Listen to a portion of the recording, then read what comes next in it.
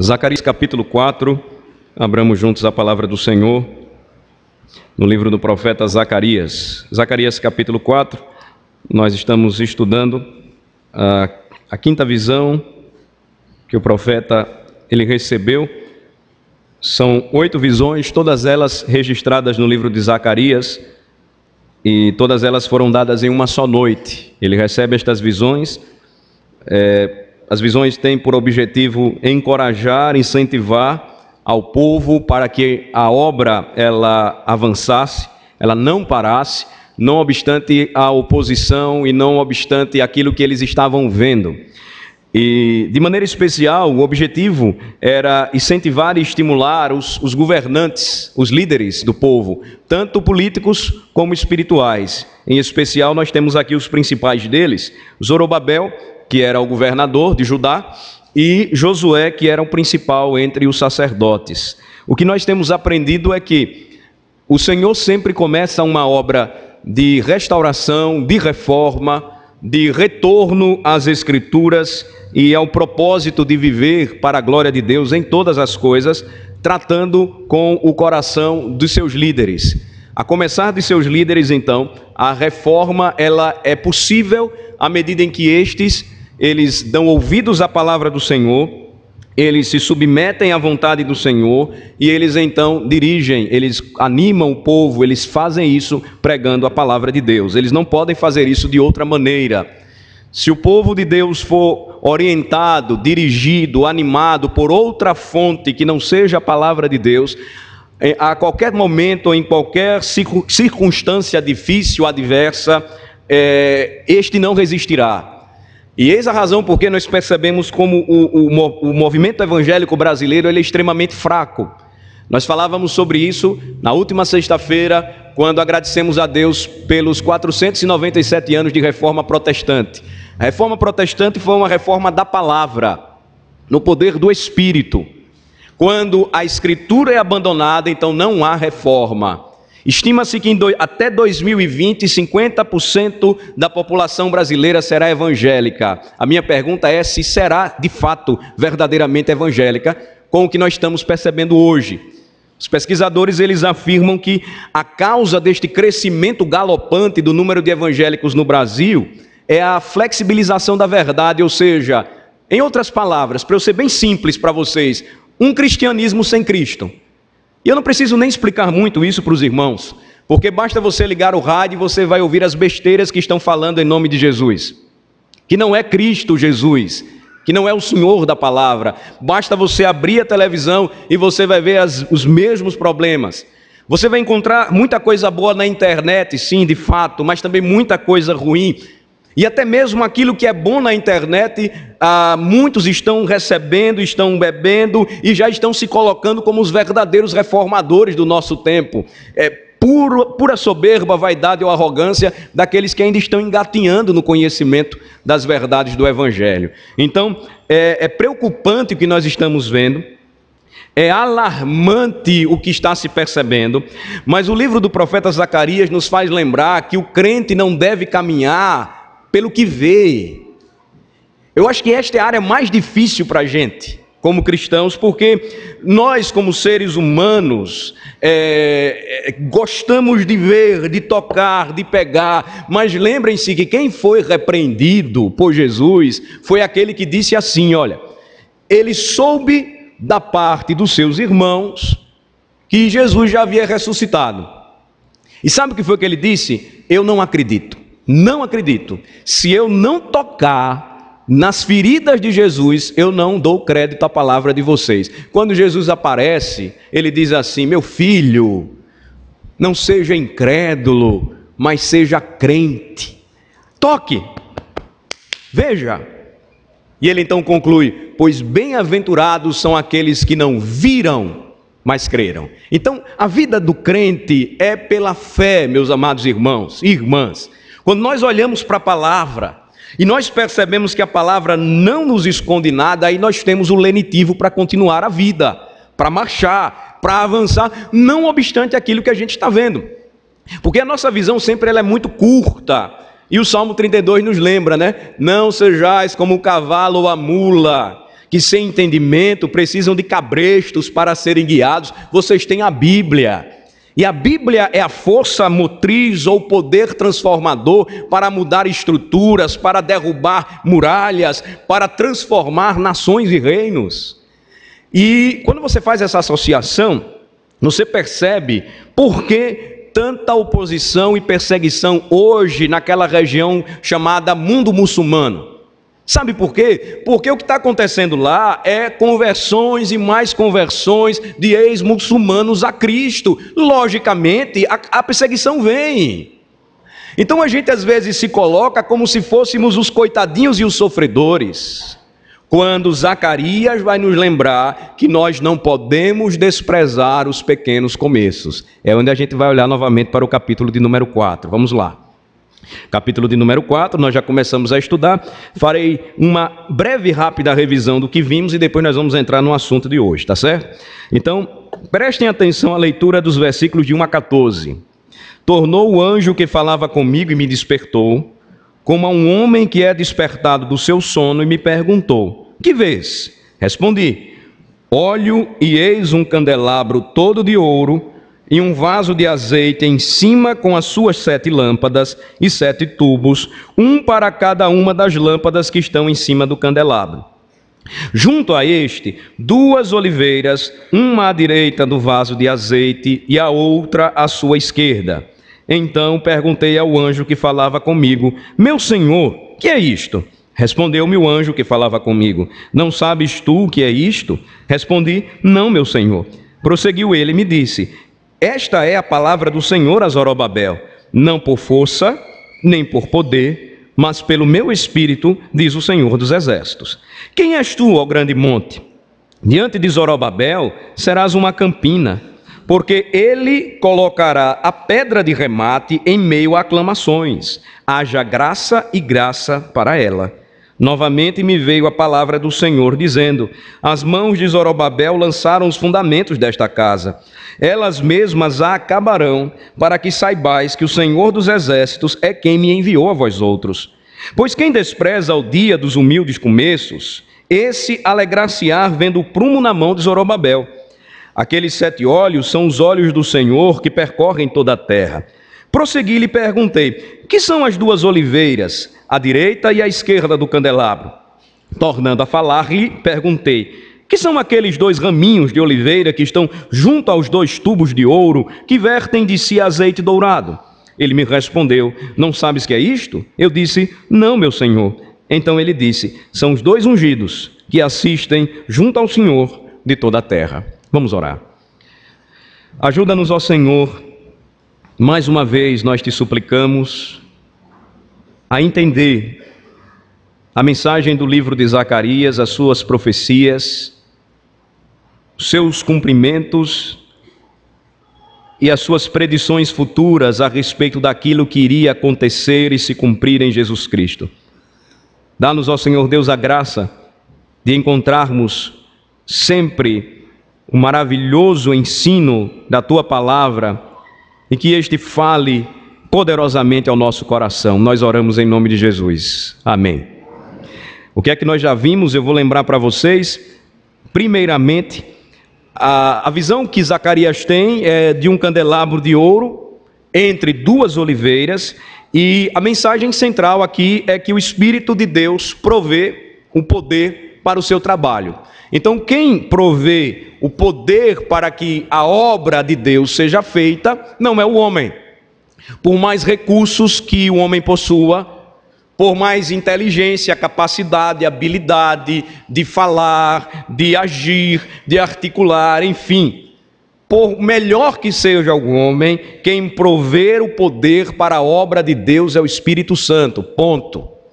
Você e eu somos instrumentos nas mãos do nosso Deus, com os nossos recursos, com a nossa habilidade, com o nosso tempo, com a nossa inteligência, mas nenhum homem aqui tem o poder de fazer a obra do Senhor. Esta é uma mensagem importante no livro de Zacarias, nesta 5ª visão. Então, o que foi que nós vimos, versículos de 1 a 7, que a obra de Deus exige o Espírito de Deus.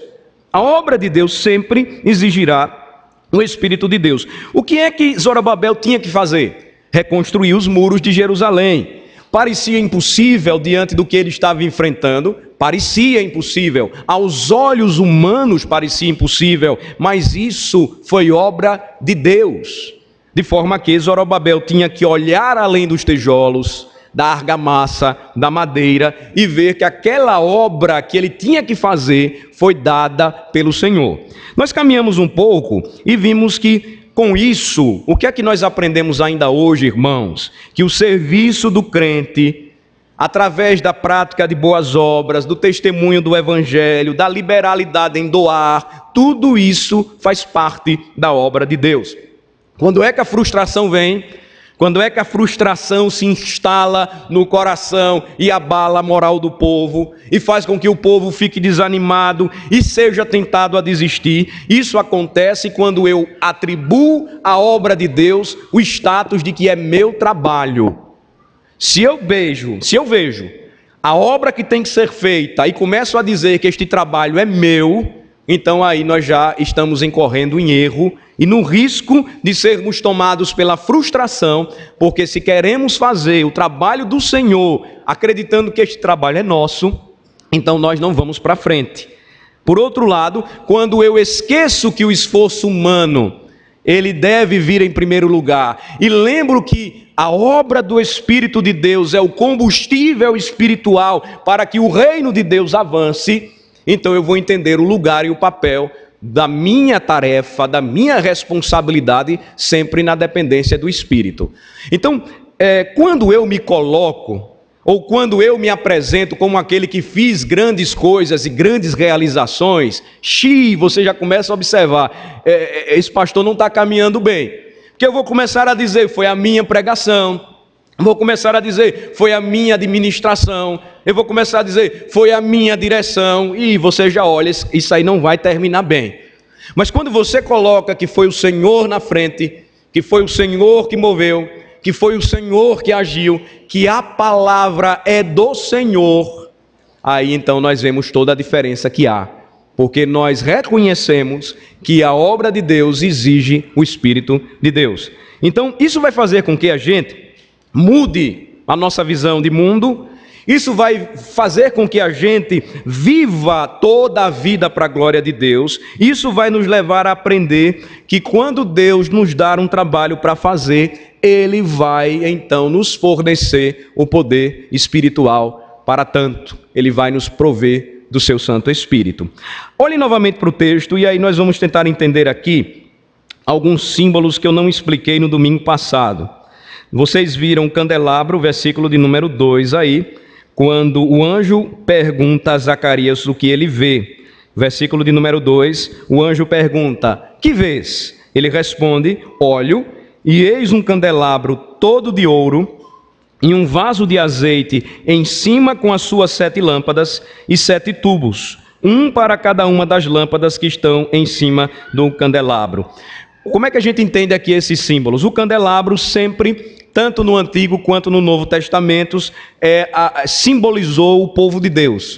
O povo de Deus da Antiga Aliança ou o povo de Deus na Nova Aliança. Nós temos um exemplo claro disso na visão que João tem do Apocalipse. Vamos para Apocalipse capítulo 1. Marquem aí Zacarias. Caminhem comigo até o último livro da Bíblia. E vamos verificar juntos. Apocalipse capítulo 1. Vejam só. João tem a visão do Cristo glorificado. Ele está na mesma situação do apóstolo João. O estado em que ele se encontrou foi semelhante ao de Zacarias, de um êxtase espiritual. É assim que os profetas eles recebiam as visões. Eles não recebiam dormindo.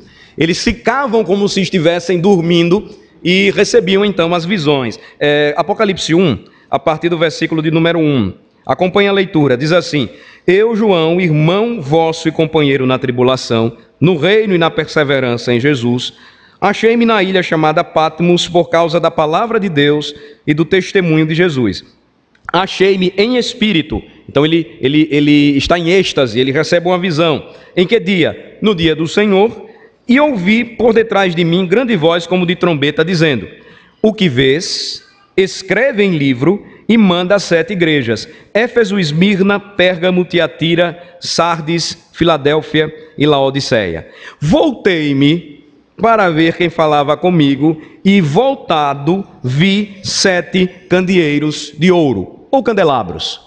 Então, o que é que ele vê? Ele vê 7 candeeiros de ouro, e no meio destes candeeiros, versículo 13, um semelhante a filho do homem, com vestes talares, e cingido à altura do peito com uma cinta de ouro. Ele tem então a visão de Jesus, do Cristo glorificado. Como é que ele o descreve? Versículo 14 em diante: a sua cabeça e cabelos eram brancos como a alva lã, como neve, os olhos como chama de fogo, os pés semelhantes ao bronze polido, como que refinado numa fornalha, a voz como voz de muitas águas. Tinha na mão direita 7 estrelas, e da boca saía-lhe uma afiada espada de 2 gumes. O seu rosto brilhava como o sol na sua força. Então Jesus se revela a João. Quando ele vê o Cristo glorificado, versículo 17, ele cai como morto. Mas Jesus então, ele coloca sobre João a sua mão direita, e ele diz o seguinte: não temas, eu sou o primeiro e o último. Versículo 18, e aquele que vive. Estive morto, mas eis que estou vivo pelos séculos dos séculos, e tenho as chaves da morte e do inferno. Agora, leiam comigo os versículos 19 e 20. Vamos lá. Escreve, pois, as coisas que viste, e as que são, e as que hão de acontecer depois destas.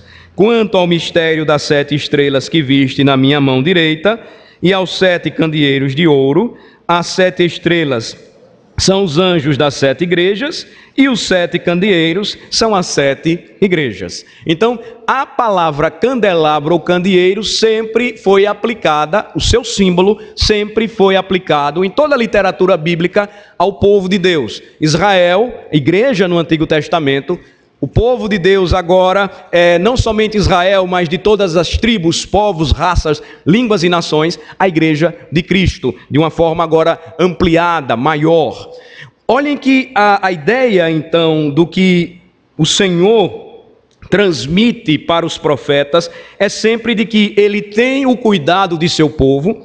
Este candelabro aqui, podem voltar comigo para Zacarias, ele é todo de ouro, ou seja, ele é precioso para o Senhor, e existem 7 lâmpadas com 7 tubos na visão de Zacarias. No versículo 2, ele vê um candelabro todo de ouro, ele vê um vaso de azeite em cima com as suas 7 lâmpadas e 7 tubos, uma para cada uma das lâmpadas que estão em cima do candelabro.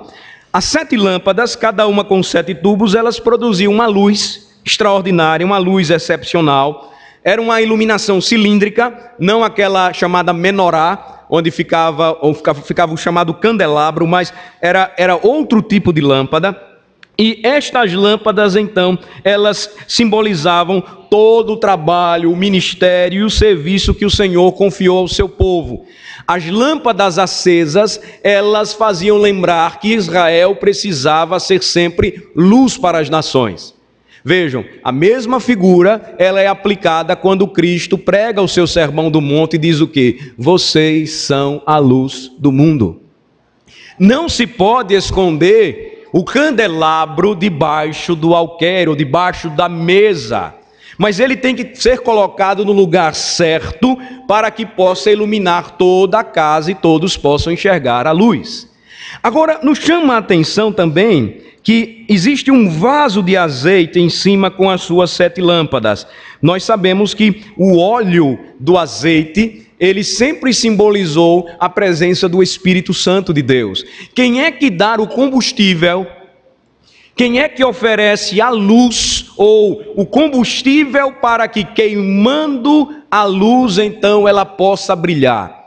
Quem é que faz com que a igreja do Senhor Jesus, à medida em que cumpre a sua obra de pregação do Evangelho, brilhe intensamente a luz gloriosa do Evangelho? O Espírito Santo, simbolizado através do óleo, do azeite.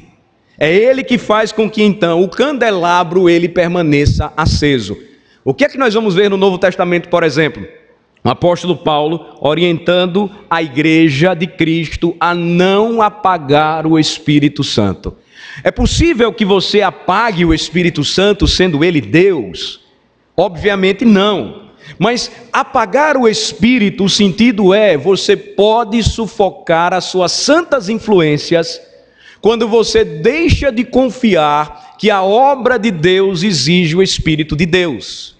E você então não faz aquilo que o mesmo apóstolo ensina à igreja em Éfeso: não vos embriagueis com vinho no qual há dissolução, mas enchei-vos do Espírito. É este óleo que vai fazer então com que a sua luz brilhe. É este óleo que vai fazer então com que a obra de Deus seja feita. É este óleo que vai fazer então com que você deixe de andar e caminhar pelo que vê. E entenda que quem dá força, quem alimenta, quem concede a você o combustível espiritual para viver a vida comum do Evangelho com poder e graça, é o Espírito Santo de Deus. Agora, onde é que você vai encontrar essa fonte de energia? O Espírito de Deus, ele fala ao povo de Deus por meio da palavra de Deus. Não devemos desprezar, portanto, o mesmo apóstolo nos lembra, as profecias. A palavra não pode ser desprezada. Se você abandona a palavra e a substitui por outro combustível, não vai dar certo, não vai para frente, você vai deixar de confiar naquilo que Deus provê para você, provê para a igreja. O que aconteceu na Reforma Protestante? O que é que deve acontecer hoje como necessária, para uma necessária mudança nas estruturas da igreja brasileira? Que homens sejam levantados e que preguem pura e simplesmente o Evangelho. Quando você prega o Evangelho, as mudanças elas começam a acontecer. Quando você prega o Evangelho, então os sinais começam a ser vistos. Quando você prega o Evangelho, você começa a colocar o combustível certo no candelabro. E aí então a luz brilha. De fato a luz brilhará. A mensagem que nós vimos chega no versículo de número 6, quando o Senhor ele traz toda essa visão.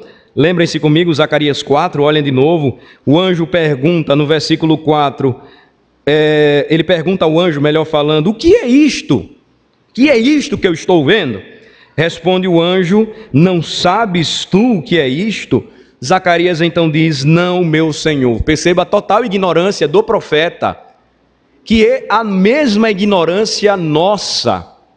Todas as vezes que nos achegamos à palavra de Deus, tentando entendê-la como um livro comum, tentando compreender e apenas enxergar a Bíblia como um conjunto de livros literários de diversas formas e maneiras e não olhando o poder espiritual que tem nesta mensagem. Zacarias então, com sinceridade, ele diz aquilo que todas as vezes nós deveríamos dizer quando nós estamos diante do Senhor, diante de sua palavra, e precisamos buscar este auxílio do Espírito para compreender a sua mensagem. Ele diz, eu não sei, meu Senhor, o que significa. Versículo 6 então nos ensina, o anjo responde, eu queria que vocês lessem comigo novamente. Este é um dos versículos chave aqui na quinta visão. Vamos ler, versículo 6. Prosseguiu ele e me disse, o quê? Esta é a palavra do Senhor a Zorobabel, não por força, nem por poder, mas pelo meu Espírito, diz o Senhor dos Exércitos. A palavra vai diretamente para o rei Zorobabel. A palavra vai diretamente para animar aquele homem. Quando você faz uma comparação com Esdras 4, 5 e 6, você vai perceber o significado do que acontece quando Zacarias vai até Zorobabel e fala o que o Senhor lhe mandou dizer. Zorobabel estava extremamente desanimado. As nações que cercavam Jerusalém, cercavam Judá, foram reclamar até o novo rei, dizendo, eles não têm autorização para fazer o que estão fazendo. O que ocorre então é que quando Deus manda Zacarias, e Zacarias vai e prega para Zorobabel, Zorobabel recobra o ânimo. E isso acontece porque logo o rei pede para olhar os anais reais, a história, o que foi registrado, e ele descobre que aquilo que estavam levantando contra Judá era mentira. E ele diz: não, que a obra continue, que os muros que foram edificados, eles terminem e se concluam. A palavra então vem no momento certo, na hora certa, e aqui tem um ponto importante, irmãos, que a gente precisa destacar. O profeta sempre foi o homem da hora. O profeta, se você perceber, nem todos receberam predições futuras, mas boa parte das profecias, vocês vão olhar depois comigo, Zacarias depois vai tratar muito mais de questões próprias, locais. Porque o profeta sempre é levantado por Deus como o homem da hora para trazer a palavra do Senhor naquele momento e atender a necessidade de seu povo para aquele instante. Zacarias então faz o que deve ser feito e ele lembra a Zorobabel que a obra de Deus depende do Espírito de Deus. Ele diz: não é nem por força nem por poder, Zorobabel, mas pelo meu Espírito, diz o Senhor dos Exércitos. Vejam o nome novamente sendo lembrado, reforçado. O Senhor dos Exércitos é o nome apropriado para o nosso Deus. Ele governa tudo e todos. Não há exército mais poderoso que possa destruí-lo. Não há avanço do mundo muçulmano radical ou não, ou de qualquer outra religião que se espalhe e que consiga prevalecer contra a igreja de Cristo, porque Cristo é o Senhor dos Exércitos, seu nome é o Rei da Glória. E porque muitas pessoas estão sendo impactadas com o poder do Evangelho, onde há tanta força e violência contra cristãos? Porque eles não respondem com a mesma moeda, eles não respondem na mesma medida, na mesma dose, mas o que eles fazem é eles se colocam, eles se prostram diante do Senhor e eles continuam testemunhando de Cristo e não negando o nome de Cristo. Isso tem provocado, ao invés de uma reação violenta da parte de muitos muçulmanos, a conversão destes, porque eles não conseguem compreender como é possível que estes homens amem os seus próprios inimigos. Vocês acompanharam as últimas notícias, certamente. Vocês viram a declaração de um destes movimentos fundamentalistas islâmicos. O Boko Haram, na Nigéria, disse que iria libertar as 200 meninas que foram raptadas de uma escola cristã. Sabem por quê? Porque eles disseram que elas se converteram ao islamismo, casaram-se com os soldados, elas foram violentadas, estupradas, elas foram tomadas à força. Agora, veja, a nossa perspectiva do que está acontecendo não é de tentar amainar ou adoçar a situação é difícil, a situação é de perseguição. Mas observem que se nós olhamos apenas um evento isolado, nós vamos nos esquecer do número enorme de cristãos que estão se convertendo, ou de homens e mulheres que estão se convertendo em diversas partes do mundo. Aí vejam por que a nossa visão é tão pequena. Agora vejam por que a nossa visão é tão limitada. A Escritura diz: Alain, não é por força nem por poder, mas pelo meu Espírito. E nós que temos liberdade não pregamos. Nós que temos liberdade estamos dizendo: olha, vamos ser presos porque os gays estão aí se colocando e se levantando, e a gente não prega. Olha, estão tentando aprovar leis terríveis contra o país e a gente não fala nada. A gente acaba criando uma cultura onde nós nos martirizamos antes mesmo de sofrermos o martírio. Vamos parar com isso. Quantas almas você ganhou para Cristo este ano? Quantas pessoas ouviram da sua boca o testemunho do Evangelho, não por força nem por poder? Você está gastando muito tempo com besteiras, com banalidades, com joguinhos de futebol, com joguinhos de videogame, brigando com seu cônjuge, quando você devia mostrar para a vizinhança que você é diferente e crente. Quantas almas você ganhou para Cristo? E não me venha com aquela resposta furada de alguém que não conhece a doutrina da soberania de Deus. Não, pastor, é Deus quem manda. Deus mandou você pregar. A fé vem pelo ouvir, e o ouvir a pregação. E como ouvirão, se não há quem pregue? Você vai esperar que a pedra na porta da sua casa comece a abrir a boca e falar? Você tem que fazer a obra do Senhor. E a obra do Senhor, ela será triunfante. O evangelho, ele vai avançar quando a igreja perceber. A igreja brasileira eu me refiro, porque lá fora está avançando. Quando a igreja brasileira perceber que evangelho não se limita apenas a poucas palavras que você coloca corajosamente no Facebook. Mostra através das suas atitudes, da sua postura, do seu amor por aqueles que você olha e vê, até mesmo em sua própria casa, e que estão se perdendo e indo para o inferno, porque você não tem coragem de dizer nem que é crente.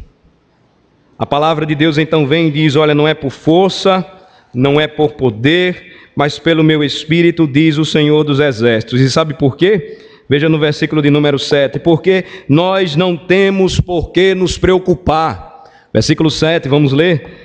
Quem és tu, ó grande monte? Diante de Zorobabel serás uma campina, porque ele colocará a pedra de remate. Em meio a aclamações, haja graça e graça para ela. Por que se preocupar, Zorobabel?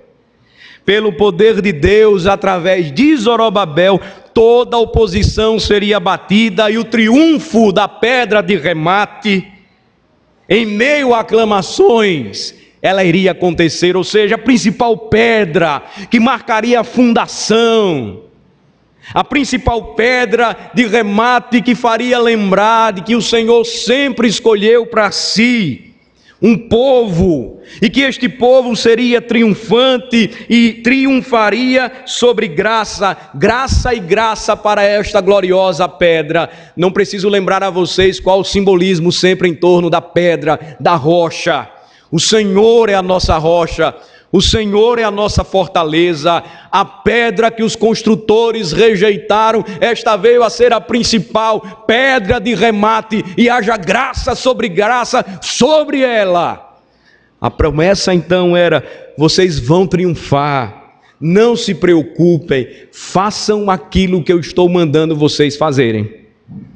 E aqui então eu caminho para a segunda parte final, não vou me demorar mais, mas quero lembrar a vocês que uma outra consideração então, ela deve ser tratada hoje aqui por nós, a partir do versículo de número 8, porque do Espírito de Deus se inicia toda a obra, porque do Espírito de Deus, notem bem, se inicia toda a obra. O povo de Deus não pode desprezar os pequenos começos, nunca deve desprezar os pequenos começos. Olhem versículos de 8 a 10.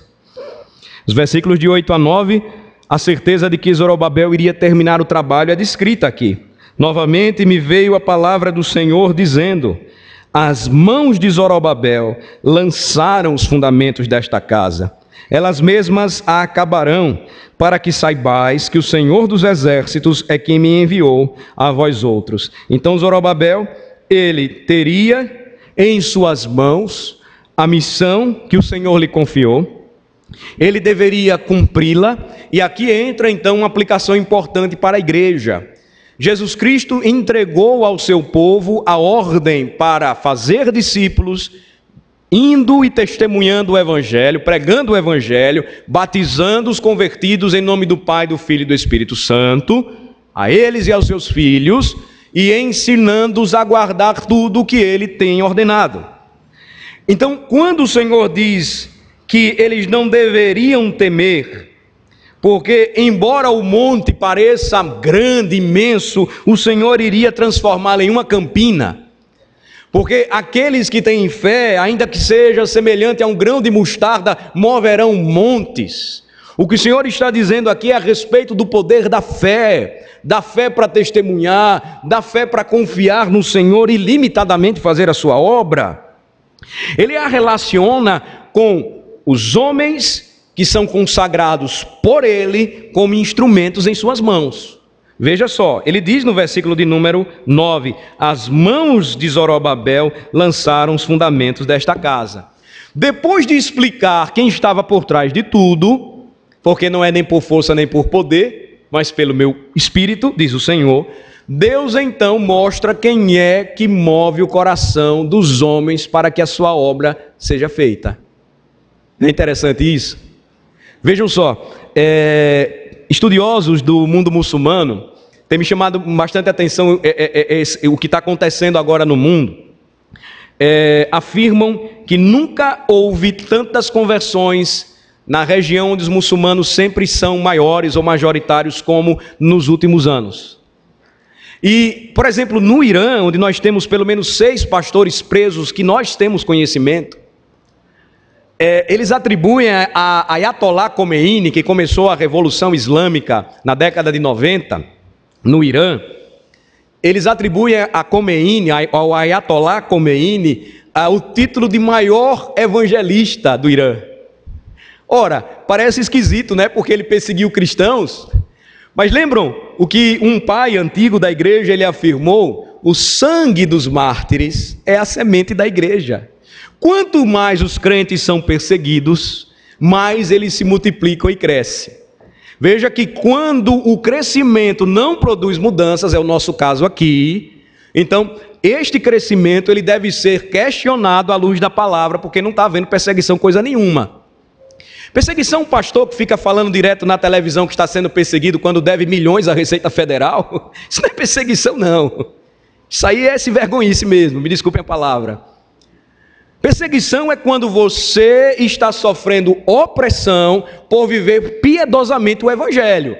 Não é quando você cai nos pecados que você sabe que não pode cair, e aí o povo diz, olha, bem feito, tá vendo? Você diz que é crente, que crente é esse? Aí de fato, você está envergonhando o Evangelho porque você conhece a palavra e não está crendo no poder da palavra. Mas aí eles falam isso a respeito do Khomeini, porque depois que a perseguição ela começou, Deus então usou um homem que se levantou contra o Evangelho para fazer calar aqueles que não creram no poder do Evangelho. A China, a mesma coisa. Mao Tse-tung foi considerado durante muito tempo um forte opositor e perseguidor da igreja por conta da chamada Revolução Cultural, que ele implementou na China. O que foi que ele fez? Ele começou a espalhar vários folhetos na China, dizendo que a Bíblia tinha erros, que a Bíblia era falsa, que Jesus não era Deus, aquela coisa de sempre. Sabe o que é que aconteceu? Passados-se os anos, ele ficou conhecido como o tolo de Deus. Sabem por quê? Porque esses folhetos que ele espalhou, converteram foi muita gente. Não é por força, nem por poder, mas é pelo Espírito, irmãos. E é com base nisto que nós não devemos desprezar nenhum folheto que você possa entregar, nenhuma mensagem. Você tem recursos hoje na igreja, inúmeros. São várias e várias mensagens dos pastores, vídeos, são textos e mais textos escritos. Espalhe isso, espalhe, fale, pregue. Você quer ajudar? Nós temos hoje 2 frentes de trabalho hoje para crianças. Além das congregações, que eu encorajo vocês com vontade mesmo a conhecerem. Nós temos hoje 2 frentes novas de trabalho, uma no Bugio com Dona Enivalda, com as crianças lá, e uma na Barra com a irmã Cristina. Compramos quantas cadeiras, Dona Cristina? Compramos 10, a irmã já está precisando de mais cadeira, porque já tem mais crianças querendo ouvir o Evangelho lá. Dona Jaira está lá com ela, Dona Enivalda está lá com Dona Marta. Precisa de gente, e eu sei que tem gente aqui que sabe tocar, que sabe pregar, e que pode fazer a obra. Então confiemos no que o Senhor nos mandou fazer, e vamos esperar então, irmãos, sempre grandes coisas da parte do Senhor. A Zorobabel foi dada a missão de falar e de reconstruir os muros de Jerusalém, melhor falando. Versículo 9 então nos diz, com isso eu quero fechar: as mãos de Zorobabel lançaram os fundamentos desta casa, elas mesmas a acabarão, para que saibais, vejam, que o Senhor dos Exércitos é quem me enviou a vós outros. E por que tudo isso? Vamos ler o versículo 10, vamos lá ler juntos. Pois quem despreza o dia dos humildes começos, esse alegrar-se-á vendo o prumo na mão de Zorobabel. Aqueles 7 olhos são os olhos do Senhor que percorrem toda a terra. Quem despreza os humildes começos irá se alegrar vendo o que Zorobabel estava para fazer. Foi o que aconteceu naqueles dias. Jerusalém foi reconstruída. O que é que nós devemos enxergar enquanto cristãos? Não o que vemos, mas aquilo que Deus nos revela em sua palavra. E a história do povo de Deus é repleta de pequenos começos, onde o Senhor abençoou ricamente o seu povo e mostrou o poder da sua palavra. Quero lembrar a vocês o que eu já disse, só para que vocês se situem.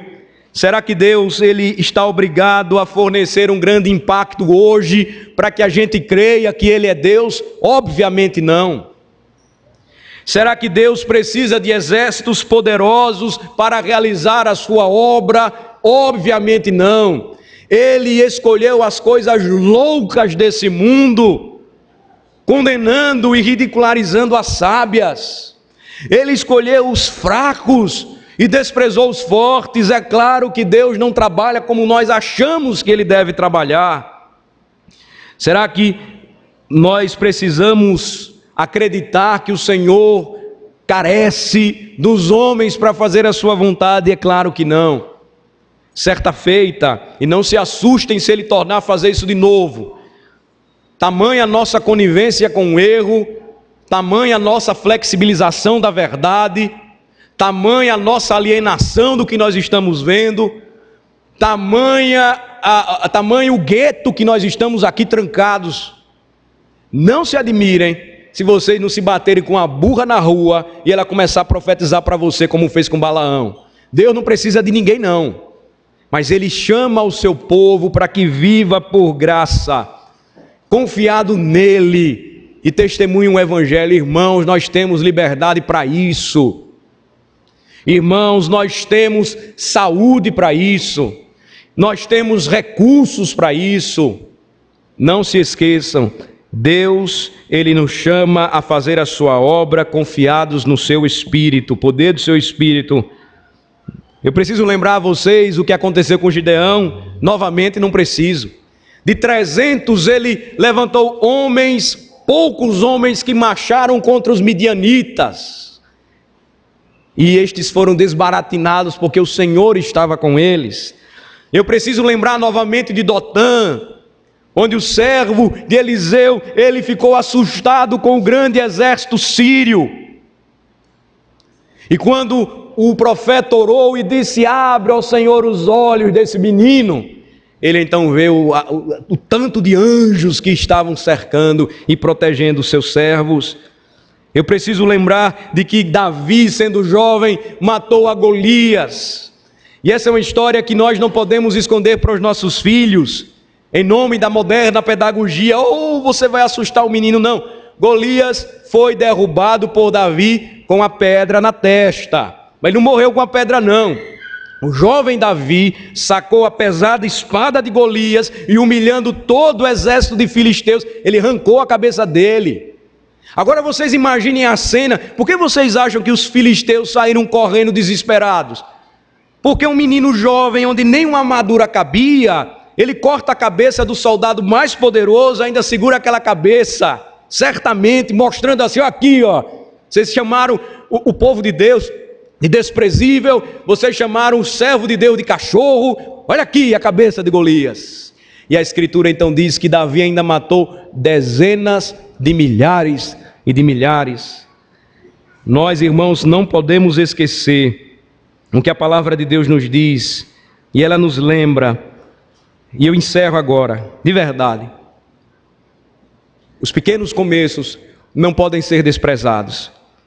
A nossa igreja aqui, há 113 anos atrás, começou com um pouquinho de gente, poucos membros. Quantos não passaram por aqui, ou já passaram por aqui? Quantos não estão sendo trazidos para este pequeno rebanho?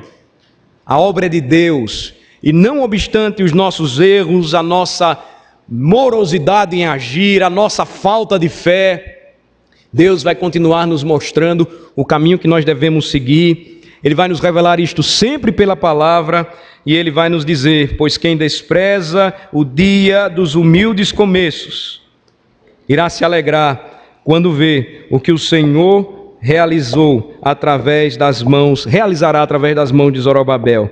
Aqueles 7 olhos, ele conclui, são os olhos do Senhor que percorrem toda a terra. Outra referência que nós vamos ver no Apocalipse ao Espírito Santo de Deus. É Ele quem está no meio de nós. É Ele quem usa a palavra e atinge os seus propósitos. É Ele que continua a animar a igreja do Senhor. É Ele que continua a fazer a sua obra. Confiemos, pois, enquanto o Senhor não vem, nós não devemos estar fazendo contas, nós não devemos ficar assustados com o que nós estamos vendo lá fora. Ele nos chama à preparação, e esta preparação ela acontece enquanto nós marchamos e pregamos e fazemos com que a luz, à medida em que brilha, ela então faça as trevas sumirem, desaparecerem. Vamos orar.